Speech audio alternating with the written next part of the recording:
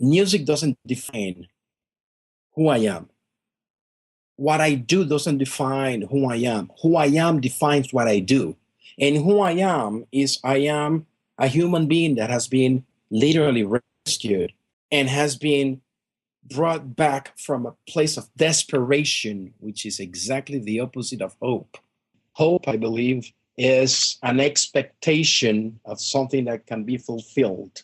And hope for me is Jesus Christ, the Son of God, the hope of not only humanity, of myself, and everything concerning hope. In my case, hope allows me to keep smiling in this life, to keep grabbing life by the horns, and to really to expect for a reality that will be a continued but elevated nth in another dimension. Hope for me is the expectation of an absolutely extraordinary thing to come. Hi, I'm Pedro Eustache, and I share hope.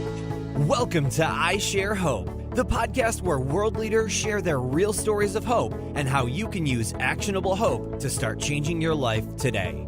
And now, here's your host, Chris Williams. I think that works. Can you hear me? Cool. Many times when we have that, yeah, I can hear you perfectly clear. Great. Many times when we the video camera, sometimes that you know what, I'm gonna put this thing in airplane mode so that the least things connected to the internet, the better. Yeah, I'm going to do the same thing here. Excellent. So here we are. Let me know when the time is over. I can also put a limit here on 45 minutes, whatever. I'm pretty good. I'll be faster than that. I know you're busy. I don't want to take too much of your time. Good. I just can't appreciate. I can't thank you enough. Thanks for the time. You've obviously got a lot on your plate. No. It's good. The only thing with me would be more than anything the mental thing because of all the traveling and whatnot. So jet lag catches up with me a little bit. So besides that, I'm pretty good. All right. Well, let me give you the rundown on how this works. So you probably got the Interview 101. It's the document with the 5 questions about hope that we ask each guest. Great. Correct. So if you have, I didn't open it today, but you've seen it, then good. If you have that on hand, then you're good to go. So I follow that document pretty close. And if you don't have it on hand, no big deal. There's 5 questions about hope, and man, this is about you, not about me. So this right here is the most I'm going to be talking. And you can answer them however you want. It's about the definition of hope. I just opened it. Cool. So I'll start there with your little bit of an intro for you, and then you can tell us about yourself, and then I'll roll through the questions, and I'll just guide you straight through it, and we'll knock it out. This is really about you, though, not anybody else. So okay. I'll let you rock and roll. So make sure I get your last name. It's Pedro. Is it Eustache? How do you say it? Yeah, Eustache, because it's like mustache with an E at the beginning. Eustache. Eustache. Eustache. Okay. It's a French name. So in French, it's Eustache. It's like the Eustachian tube. Okay. It's Eustache. In Spanish, we say Eustache, but in English, it's Eustache, like mustache, but with an E. Eustache. Great. So let's roll in here and have some fun. So Pedro Eustache, is it? I mean, let me say it again before I start the intro. Eustache. Eustache. Just Eustache. Eustache. It's okay. Any way you do it is good. I'm okay with no, I'm gonna nail it. Eustache. Is that the way you'd say it? That's perfect. That's good. Okay, I'm sorry. Excellent. So Pedro Eustache. No. You're. Well, I want to make sure that you like it. So if you're happy, I'm happy, sir. No, it is. That is perfect. Okay. That is perfect. Pedro Eustache is sharing hope with us today. So Pedro, I'm just a curious little 3-year-old in my head, and there's so many questions I have for you because of what you do for a living. So those listening along with me, Pedro is one of the world's premier flute players and woodwind players. So this guy has a collection of over 600 instruments. That's what Wikipedia says. I'm sure it's more by now. Venezuelan born, played all over the world, has so much experience with orchestras worldwide. People pull him in to do what he does. So he's a musician, but he also has a unique background and a connection to this subject of hope. And he's been generous enough with us, with his travel schedule and everything else, to share 30 minutes with us and tell us about his view of hope. So before we jump in there, Pedro, just where are you today? What are you doing? What's the past week been like? What's going on in your world? Oh my goodness! Thanks for the first of all, Chris. Thanks for the opportunity to share over something so incredibly crucial and important like this. Really, it's my privilege to be able to be in this project, and thanks for allowing me the opportunity to share. I am home. I am in the Los Angeles area, north of that city called Castaic. I'm still a little bit dizzy because I'm jet lagged. I was recording today all morning for a TV series called American Odyssey with John Debney, who's the same composer of The Passion of the Christ, with whom I played for the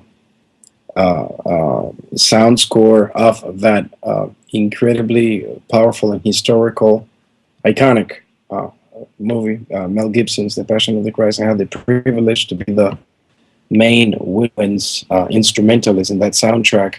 And last few weeks have been really something of a blur to me. I just got back a few days ago from Monaco. I was in what is called Côte d'Azur, which is in a beautiful city in between Nice and Monaco called Beaulieu-sur-Mer. And before that, I was for a week out in Marrakesh, Morocco, after being one night in Madrid, Spain. After that week, it was another week in Beirut, Lebanon, for 2 concerts. And after that, I was back in Madrid for a series of things I'm doing with my new direction, which is Woodwinds, or the World Woodwinds in electronics, which I'm calling Globaltronics. And of that, I was 5 days in town, and I did recordings for video games and whatnot. Right before that, I was in Reunion Island, which is in the Indian Ocean, right across Madagascar, 11 hours flight from Paris. 2 days before that, I was in Montreal, Canada. And before that, I was for 2 weeks in Spain doing the Symphony of the Passion of the Christ, the Cordoba Cathedral, which is inside the mosque in Cordoba, with the Cordoba Symphony Orchestra and a huge choir, CDAB choir, plus 100 voices, and having also an electronics concert with this Petros Globaltronics new direction I'm taking in a huge theater in Madrid, in Spain. So this has been these last weeks, which is kind of a lot of activity, but God's blessing. So as a working musician, I'm not complaining. That's incredible. I'm sleepy just thinking about that. I've got a million more questions because the video games and the movie scores. Wow, that's fun. But I'm gonna hold off. I'll wait till later. Let's get to question 1. So, Pedro, you know how this works. We ask each one of our guests. We have 1,000 guests that we're interviewing from all over the world, from all walks of life. Each one of the guests, these same 5 questions about hope. So, question 1, in your words, your definition, your favorite quote about hope, anything like that. What is your belief about hope? This is very difficult. Chris, I might say that hope is literally the reason why I am alive. I don't want to sound dramatic or over the top or any of that.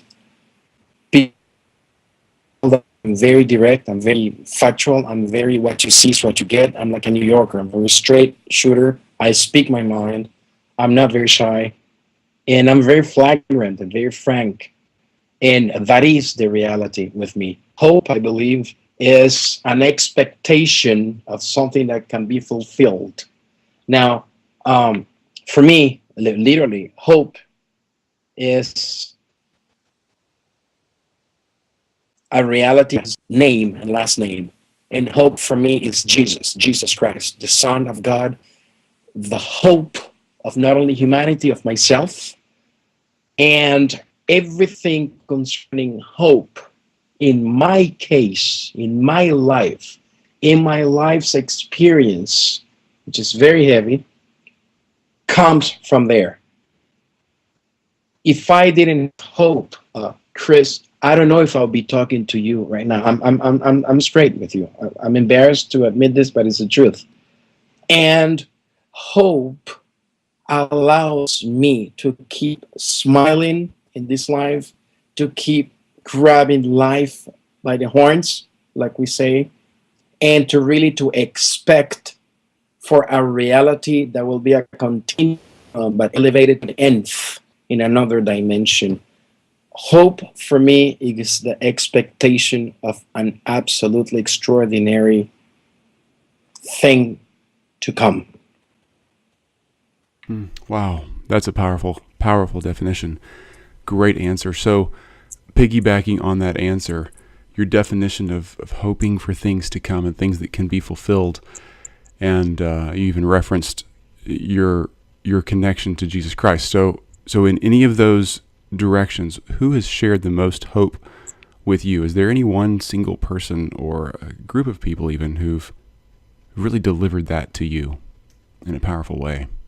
Too many to mention, Chris. But it all started in my own family. But I want to make something very clear from the onset. I don't sound like a religious bigot or like a fanatic or something. Not at all.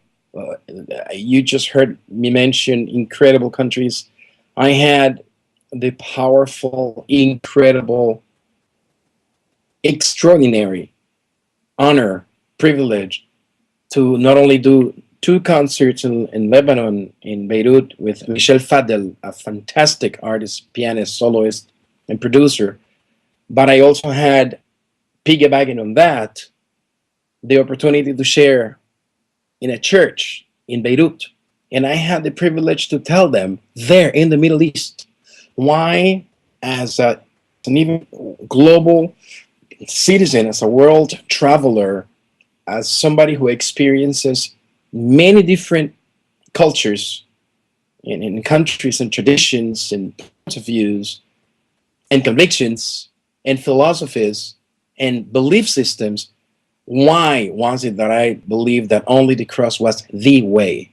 And I had the great opportunity of impacting somebody, I believe, to make a decision for Christ. My point is, as a musician that I am, music doesn't define who I am. What I do doesn't define who I am. Who I am defines what I do.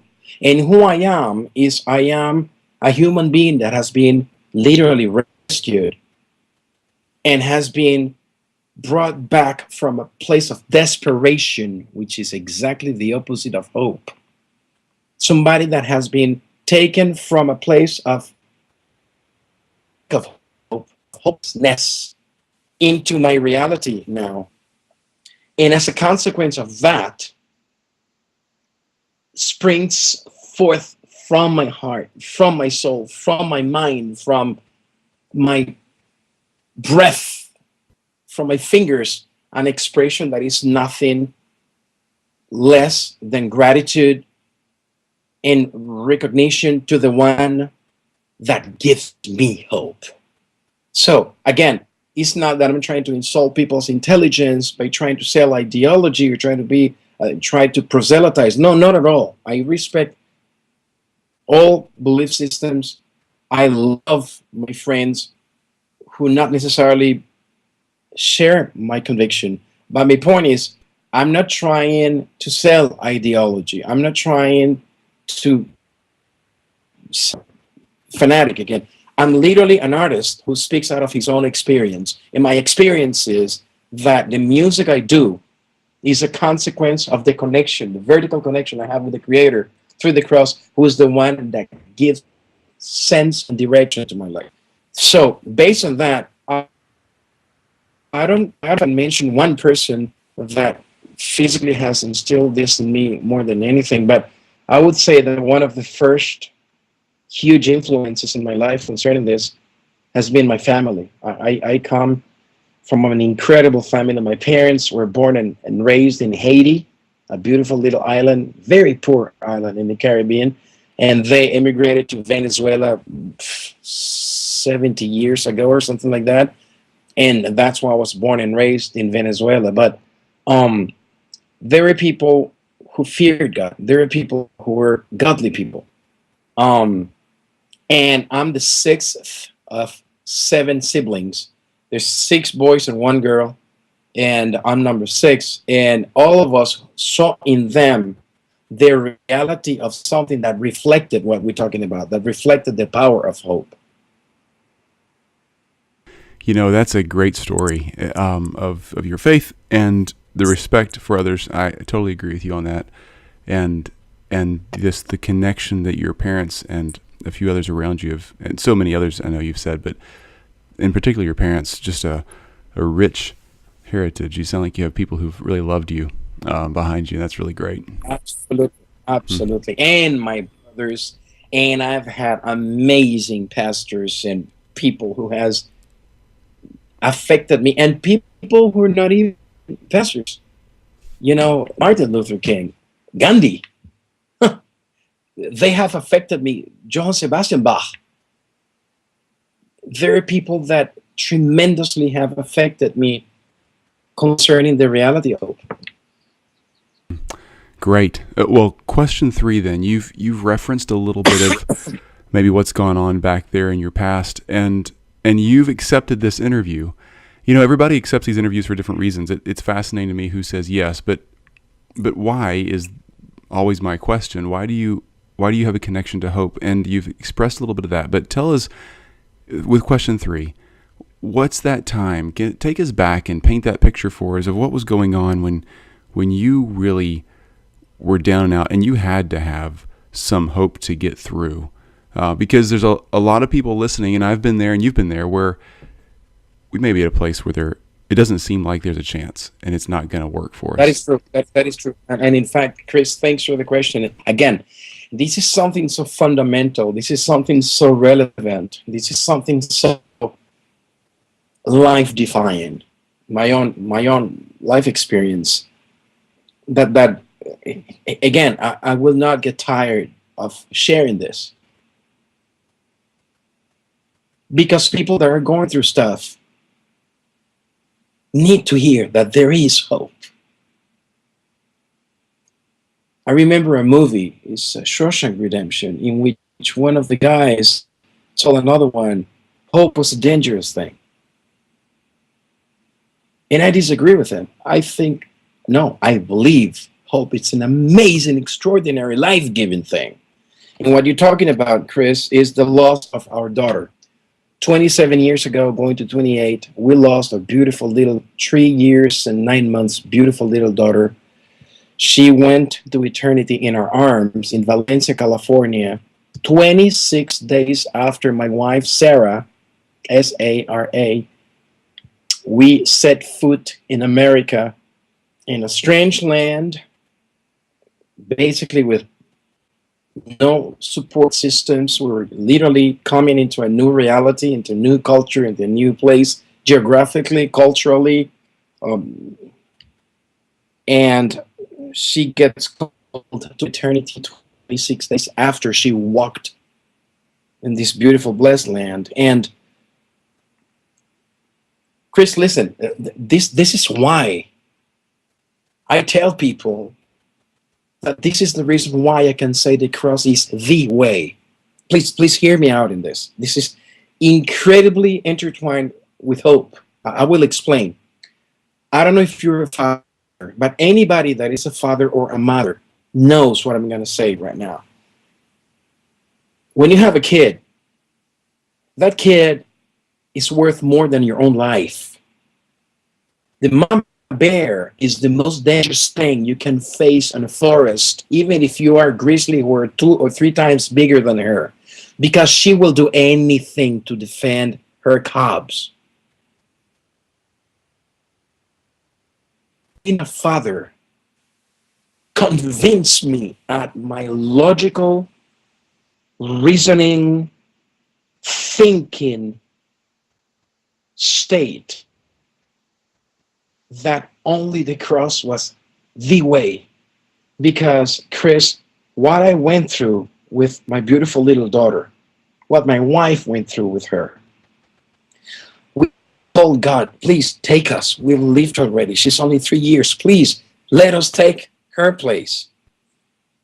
A father will do anything to defend his kid, his daughter, his son, from any harm. Father is willing to kill, to protect, and to rescue or to guard from any harm his kid or her kid. So the fact for me, I went through what I went through. She died of brain cancer. 3 years, 9 months. How do you deal with that?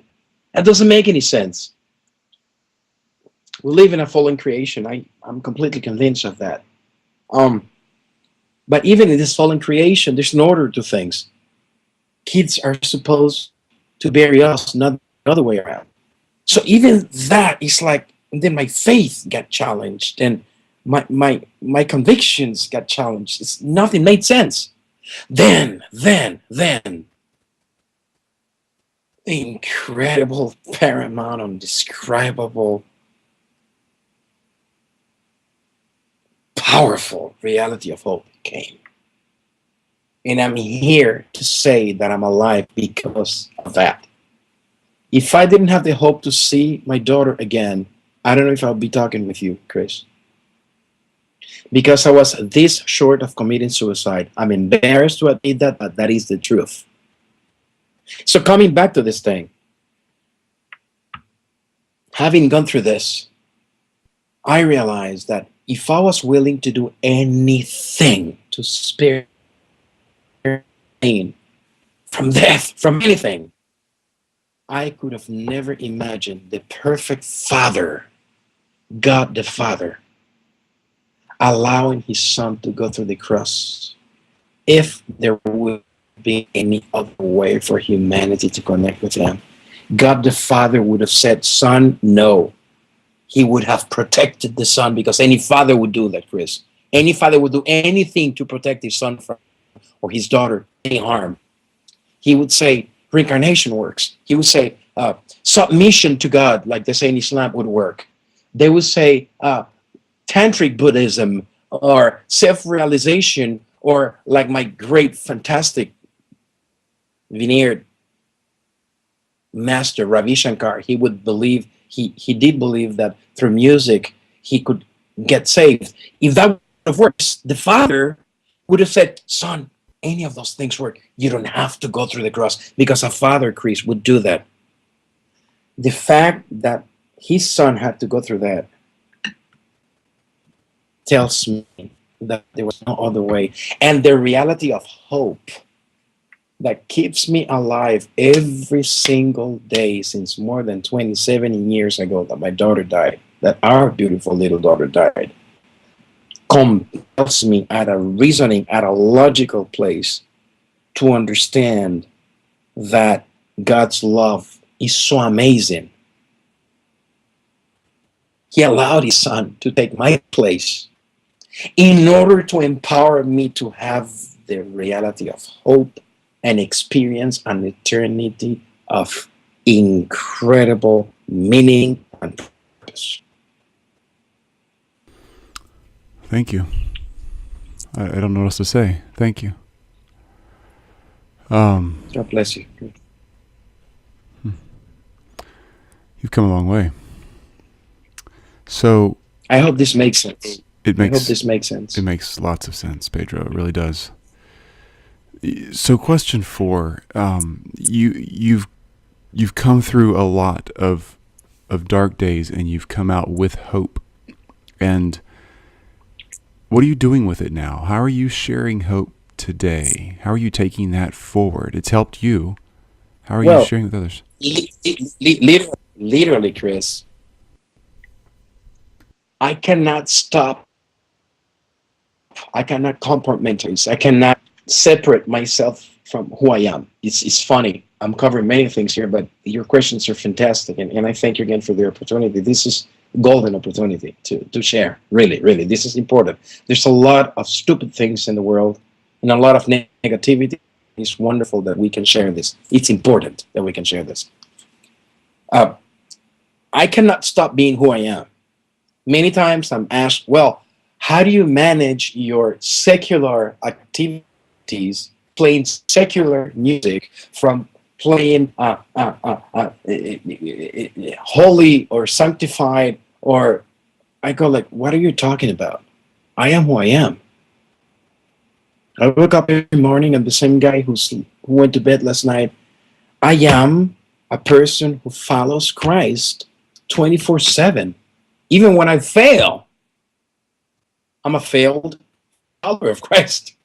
He comes and rescues me. So I don't see anything I do, Chris, as secular, because secular means the absence of spirituality. I cannot have that taken away from the reality of my life. Like I said this morning, I was playing in a studio in Pasadena for a series, American Odyssey, with John Debney. Every note I play for the Creator. The greatest musician of all history, my hero concerning music, is J.S. Bach, Johann Sebastian Bach. He said that music existed with a double purpose. It existed to glorify God and to submit the human soul, elevate the human soul. And Chris, out of being rescued from a place of hopelessness and living a life of hope, my expression this morning was an expression of gratitude, an expression of reconnaissance, recognition, an expression of literally ascribing worth. You can call it worship.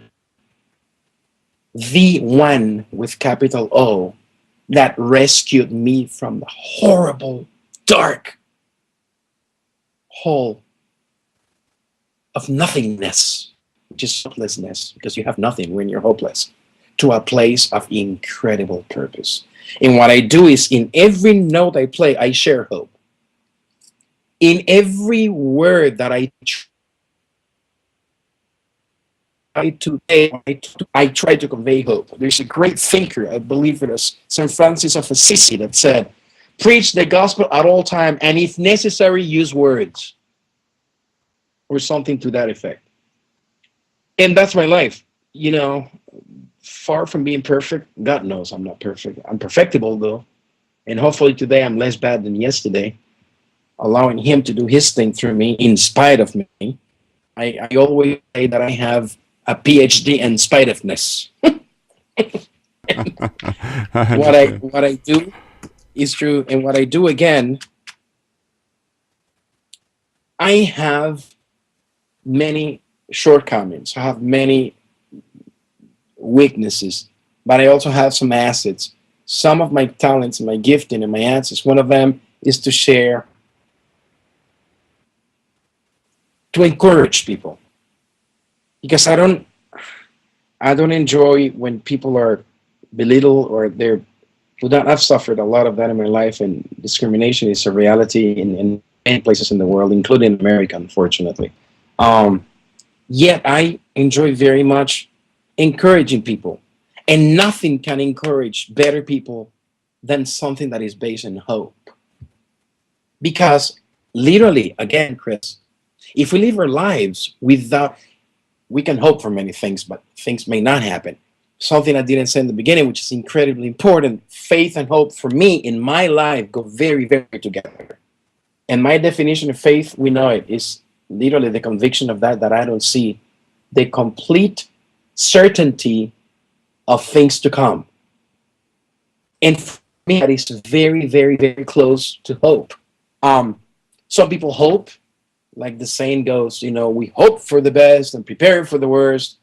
That doesn't mean that the good thing you're expecting will happen. Heck, in this case, if I didn't have the certainty that my hope is real, I would not be alive.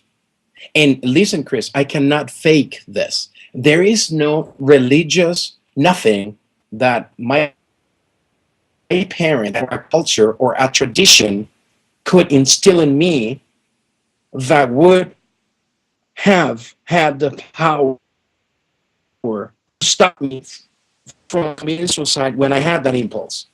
And my wife as well, for that matter. We both had it. And to be able to come from that, by the way, she was the only girl we had. We didn't have other kids. She was the only one. So in that, I connect with God as well, keeping obviously the proportions. I know God understands me because I know his heart also. I know how it feels to lose a son, in our case, a daughter. And that's why it makes it so much more precious. I do not understand God's love. I really don't. It's beyond my comprehension. But yet it is there. And the hope to accomplish in this life the purpose for which I was created before the foundation of the universe, and to keep developing that in eternity, is something that for me has no price. Yes. So I try to express and I try to share this in everything I do. Wow. Awesome. So people like me, who I'm not on stage all the time, I don't have a huge following, and I don't know who else is listening, but there are people today, as I sit there, 36 countries listening to this, and most of us are probably just regular folks. How do I start growing or sharing hope? Either way, how do I start growing personally, or how do I start sharing it? Just some simple ABCs. What do I do to begin? Well, I don't think there are formulas in life. I don't think life is formulaic. But if I can share something, I will go from something very rational, very reasonable. I'm a very logical person. I'm very heavy into C.S. Lewis, by the way, and people like Ravi Zacharias and people like Pastor Jack Hayford. They're big influences in my life now. First, Chris, we cannot share that we don't have. For us to share hope, we have to have it. And that is not something that you go to a supermarket and you buy it. You cannot go to Walmart and buy hope. I would suggest very strongly people who live without hope to go get some. And by that I mean literally go read, for example, the 3rd chapter of John in a book called the Bible. I'm not a pastor. I'm not a that. But I'm a human being that was blessed by that, who I consider is the heart of that love letter God wrote to humanity. And really, really dig into that. Dig into that.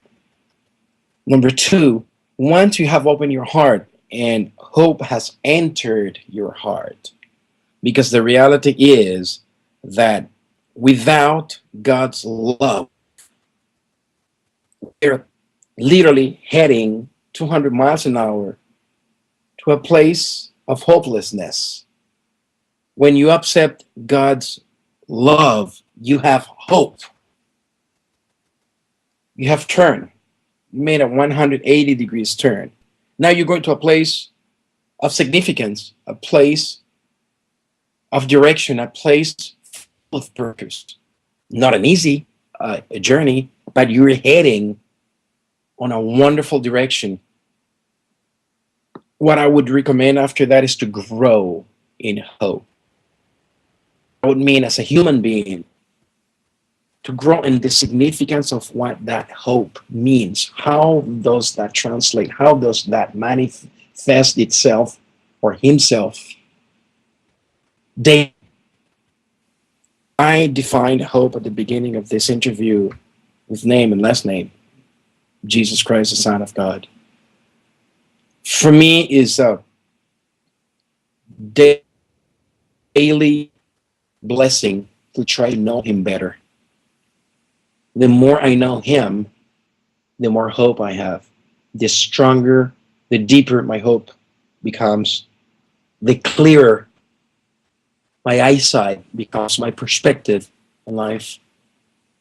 And number 3, once you have acquired hope and you try to grow on that daily, number three, apply it, enjoy it, share it. Those are the ABCs I would probably come up with. And all of this, Chris, I'm telling you, I didn't think about this. It just came to me right now as I'm talking with you, literally.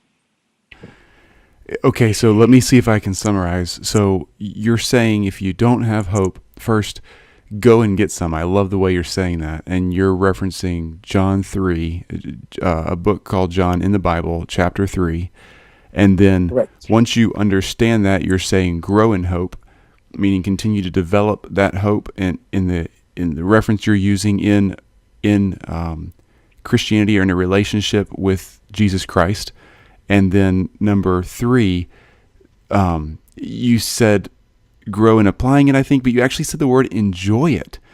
Share, apply it, and share it. Yeah, I don't think I've heard anybody say enjoy hope yet in these interviews, and that's a really interesting word. If I did, that is my joy, Chris. That is my joy. And let me clarify something, please. This is really important.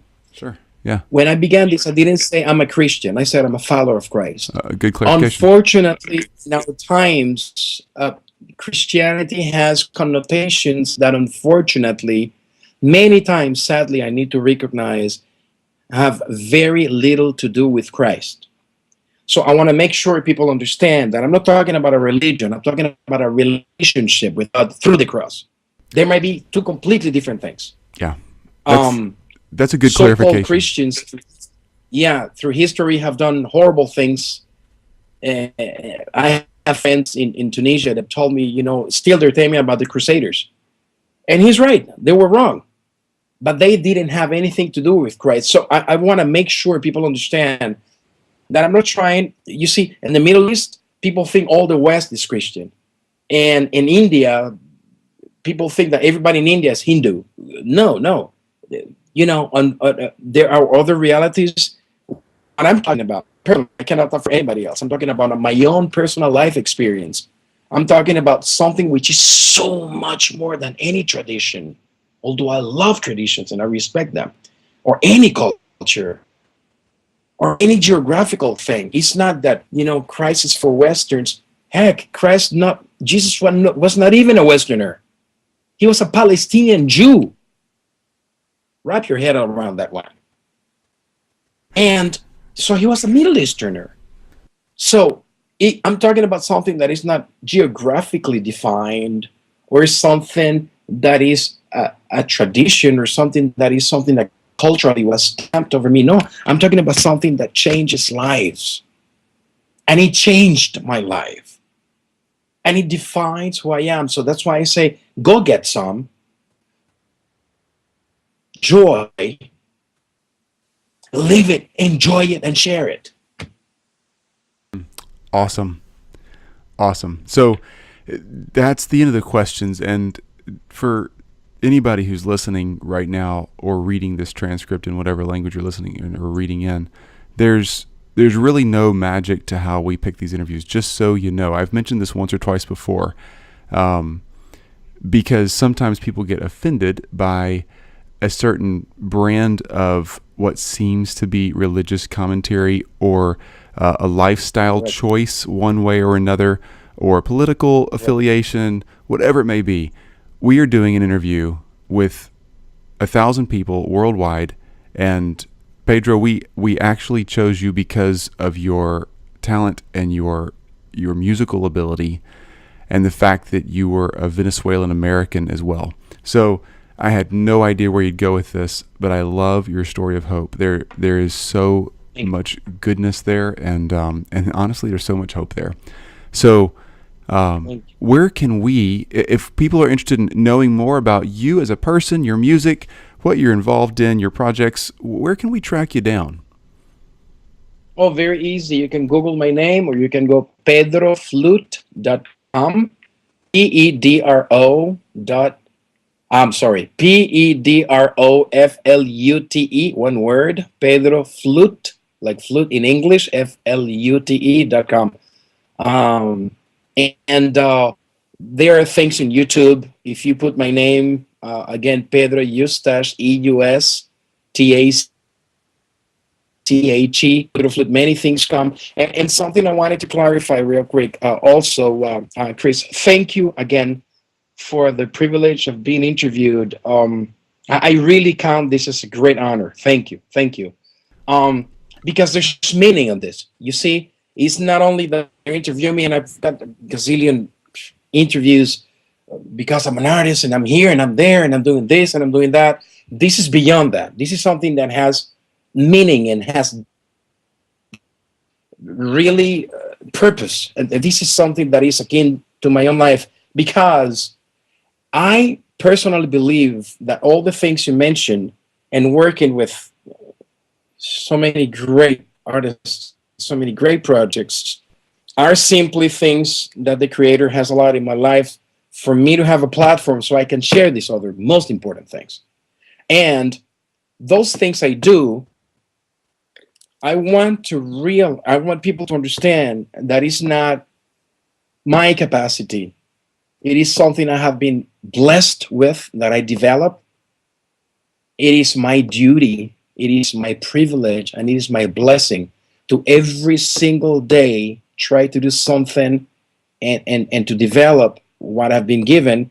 And I want openly to say that what I do as an expression is not to glorify myself. I don't get any credit for that. I want to give the credit to the Creator for any music that people will see me, if it's with Yanni or with a duet with Paul McCartney, or if it's the music at the end of the Pack of the Christ, or Kung Fu Pandas, or the Rio 1 or 2, or Ice Age 1, 2, 3, 4, or Godzilla, or all those things. Or one is coming now is what is the World of Warcraft, all those things. What I do, it is a consequence of God's blessing in my life. And the music I have is a gift from God. So I give Him the recognition for anything that I do, which is good. Awesome. Awesome. We will look you up. I'm going to spell your name one more time so people can get it. Pedro, thanks. You're just brilliant. Okay, so it's Pedroeustache. And if you Google that name or Pedro Flute, or look up on several of the major social media channels, we'll have all those links also at isharehope.com. And you can find out even more about the interview, full transcripts, and all of that stuff there. Okay, so Pedro, let me just interrupt the interview for a second. I need a couple of quotes from you. And by the way, brilliant communicator. I can't thank you enough. You're awesome. Bless you. Okay. My pleasure. I need you to say your name and I share hope. So I would say, hi, I'm Chris Williams and I share hope. Or you can say, I'm Pedro.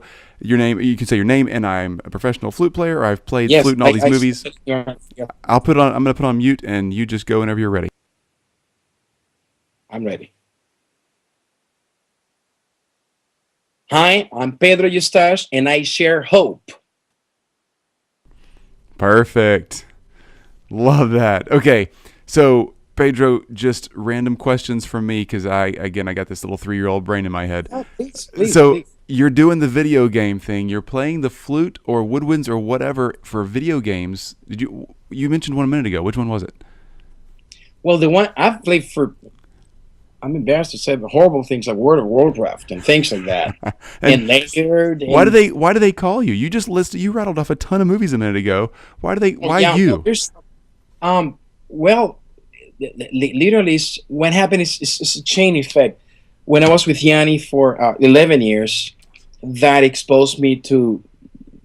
We did huge videos. Yanni did huge videos in Taj Mahal and things like that. Yeah. So that exposed me really big. And then they saw this. The movie guys saw it, and they started calling me. I've done things with John Williams, which is amazing. I did Munich. I did Indiana Jones 4. I played for Warhorse with him. Spielberg was there and everything. So this is God's blessing. And I did Godzilla last year. And really? Now, okay, so tell me, in a couple of these movies, point out like some of those big ones like Godzilla. Is there a place in a few of those where we can say, "Oh, you hear that? That's Pedro"? Oh, you kidding me? I'm gonna tell you the one worse, the Passion of the Christ. Well, there's one. I'm gonna go to the Passion of the Christ, but one that people can hear. I mean, literally all of Kung Fu Pandas, all the flutes. There's me, all of that. Really? Yeah, all of the stuff in How to Train Your Dragon. Yeah, that's all in the Passion of the Christ. I will say Woodwinds wise is me. Like, for example, that very scene on Gethsemane, which has to do with what I said in the beginning of Christ saying to his dad, "Dad, please, if there's another way." Literally, that is a flute I made, because I've made many of my instruments. I made like 100 instruments. It's a giant bamboo flute from India, which I harvested the bamboo from Hawaii, and I made the flute here at home at my garage, my workshop there. And that is a flute, a giant Indian flute called bansuri, which I call the King's bansuri, because the Lord gave me the idea how to do that. Normal bansuris have 6 or 7 holes. Mine has 15 holes.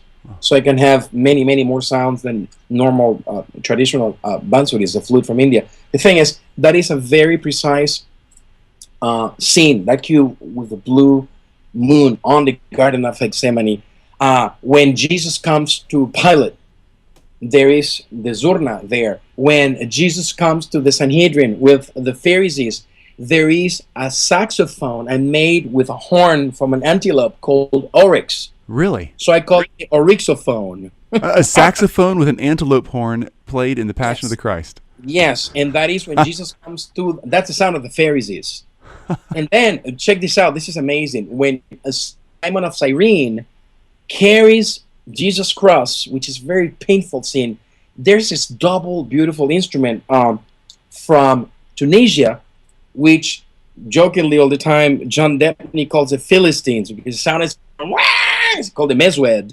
And John Debney, the composer, said, "Pedro, bring the Philistines. We need the Philistines for this cue." Then I found out this will blow you away. This is amazing, Chris. God's serendipity is not serendipity. It's my serendipity. God knows everything. God doesn't act in serendipity. It's amazing. Then I was checking out. This thing comes from Tunisia. And I was checking out Simon of Cyrene. I was checking out where Cyrene was located. Guess where Cyrene was located? Dead center of North Africa, where Tunisia and Libya are today. Wow. So we were playing an instrument for the scene with Simon of Cyrene without knowing that I'm playing a horn that comes from the place where geographically Simon was coming from. Wow, that's cool. Yeah, man. So when you're doing a movie or a video game, are you and the other orchestra members, if you're there with others, are y'all watching the screen, or is it all done off clicks? Many things. Many times I mostly play as a soloist. So today I have my screen in front of me. When I've done many things with Hans Zimmer, also he says I'm a good actor because I follow the scenes.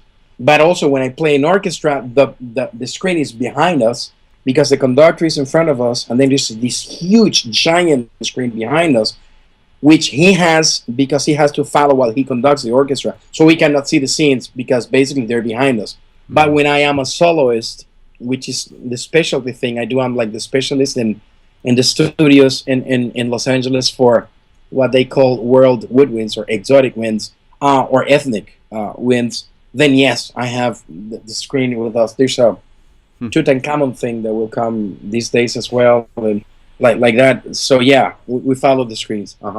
Okay, last question.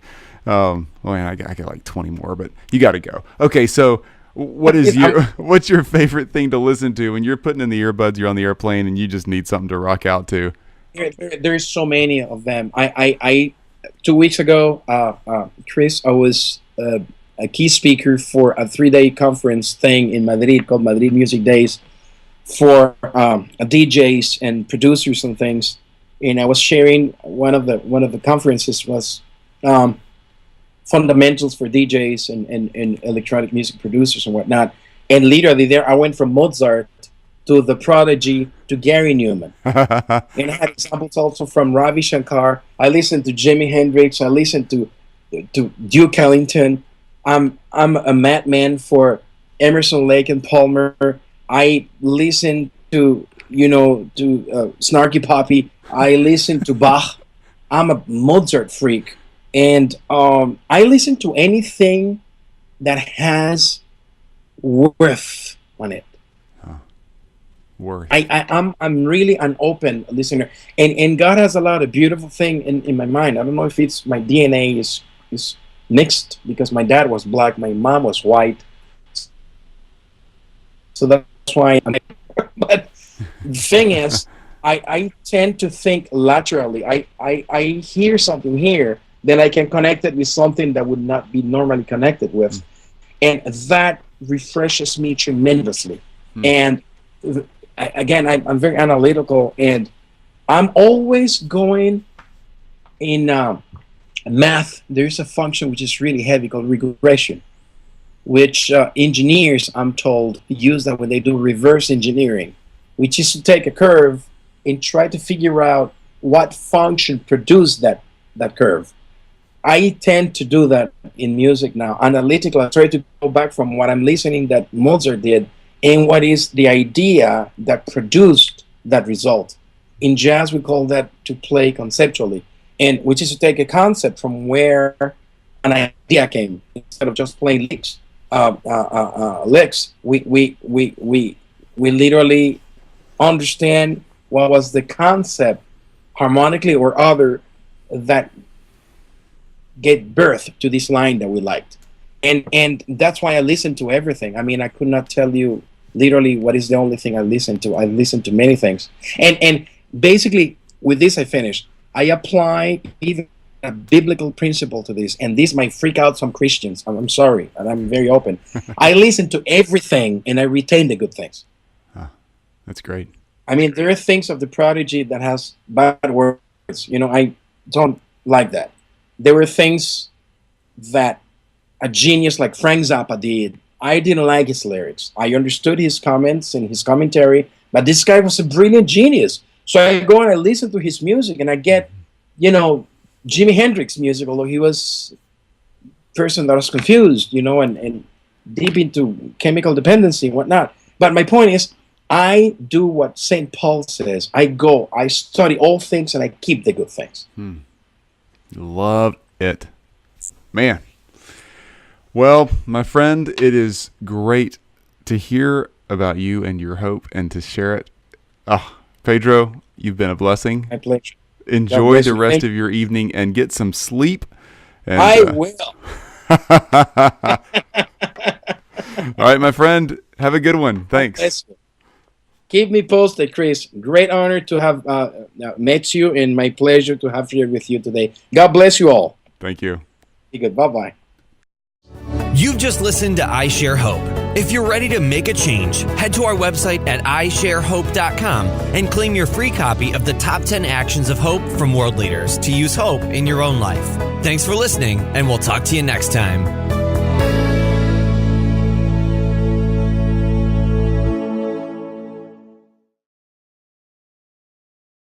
Music doesn't define who I am.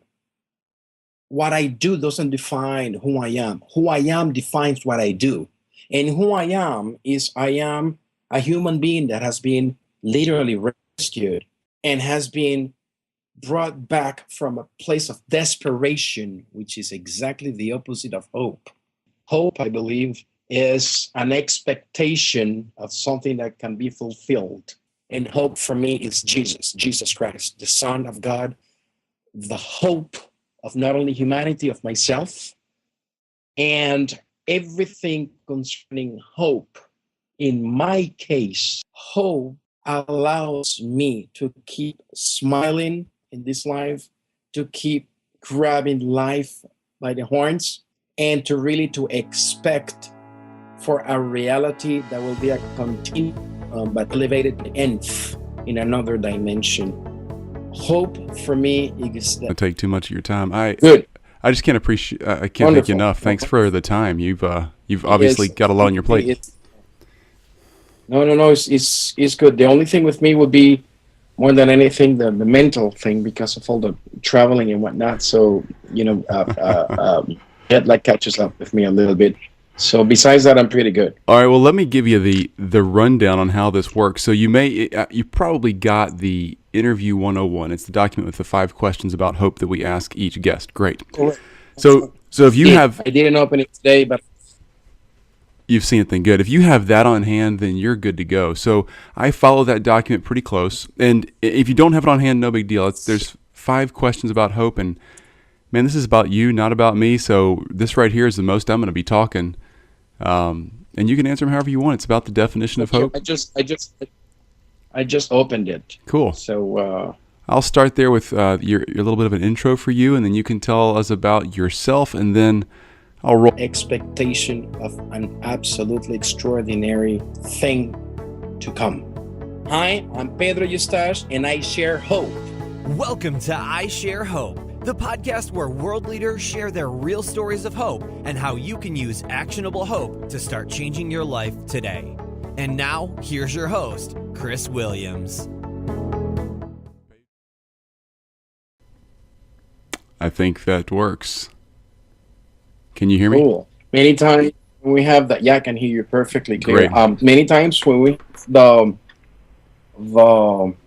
video camera, sometimes that you know what, I'm gonna put this thing in airplane mode so that the least things connected to the internet, the better. Yeah, I'm going to do the same thing here. Excellent. So here we are. Let me know when the time is over. I can also put a limit here on 45 minutes, whatever. I'm pretty good. I'll be faster than that. I know you're busy. I don't want to. Okay, I'm sorry. Excellent. So Pedro Eustache. No. You're. Well, I want to make sure that you like it. So if you're happy, I'm happy, sir. No, it is. That is perfect. Okay. That is perfect. Pedro Eustache is sharing hope with us today. So Pedro, I'm just a curious little 3-year-old in my head, and there's so many questions I have for you because of what you do for a living. So those listening along with me, Pedro is one of the world's premier flute players and woodwind players. So this guy has a collection of over 600 instruments. That's what Wikipedia says. I'm sure it's more by now. Venezuelan born, played all over the world, has so much experience with orchestras worldwide. People pull him in to do what he does. So he's a musician, but he also has a unique background and a connection to this subject of hope, and he's been generous enough with us, with his travel schedule and everything else, to share both of the questions, and I'll just guide you straight through it, and we'll knock it out. This is really about you, though, not anybody else. So Okay. I'll let you rock and roll. So make sure I get your last name. It's Pedro. Is it Eustache? How do you say it? Yeah, Eustache, because it's like mustache with an E at the beginning. Eustache. Eustache. Eustache. Okay. It's a French name. So in French, it's Eustache. It's like the Eustachian tube. Okay. It's Eustache. In Spanish, we say Eustache, but in English, it's Eustache, like mustache, but with an E. Eustache. Great. So let's roll in here and have some fun. So Pedro Eustache, is it? I mean, let me say it again before I start the intro. Eustache, Eustache, just Eustache, Eustache. It's okay. Any way you do it is good. I'm okay with No, I'm gonna nail it. Eustache, is that the way you'd say it? That's perfect. That's good.